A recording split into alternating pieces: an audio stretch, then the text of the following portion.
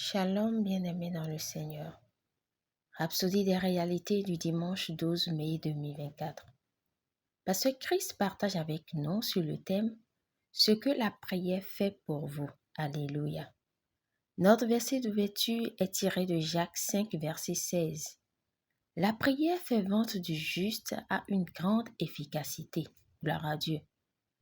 Comprenez que la prière ne consiste pas à obtenir de Dieu qu'il fasse quelque chose pour vous.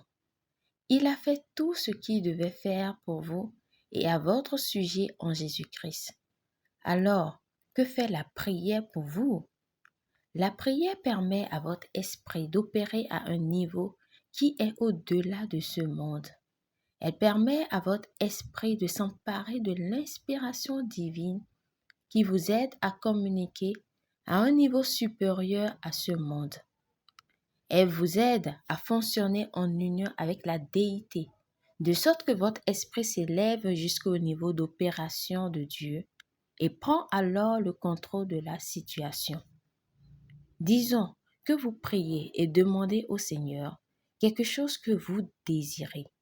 Alors que vous priez et faites confiance à Dieu pour cela, le Saint-Esprit stimule votre esprit pour qu'il incube sur cette situation avec la parole de Dieu. Soudain, vous avez la capacité de voir.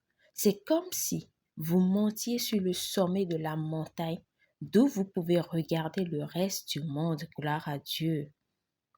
Une autre façon de l'expliquer, c'est comme si vous vous hissiez au-dessus d'un mur pour regarder et que vous voyez la gloire de Dieu. Lorsque vous vous hissiez au-dessus de ce mur et que votre esprit s'empare de la vision, soudain des paroles viendront de votre esprit et vous commencerez à déclarer « Je l'ai au nom de Jésus ». Amen. À ce stade, rien au monde ne peut vous faire changer d'avis, car vous l'avez déjà vu en priant. C'est cela la foi, c'est déclarer que ce que vous avez espéré est devenu vôtre. Maintenant, parce que vous l'avez vu et que vous êtes emparé avec votre esprit. Après l'avoir vu et saisi dans l'esprit comme cela, ce que vous avez vu peut se produire dès votre premier jour de prière ou au cours de la première semaine. Dans certains cas, cela peut même prendre des mois ou des années.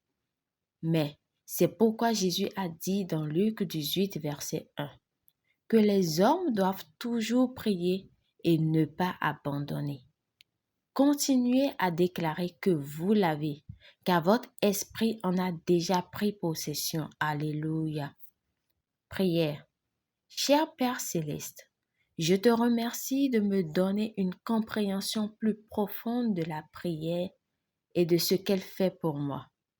Alors que je reste respectueux dans la prière, mon cœur est rempli de la révélation de ta parole, ne laissant aucune place au doute ou à l'incrédulité, et ma foi prévaut contre toutes les circonstances adverses, au nom de Jésus. Amen.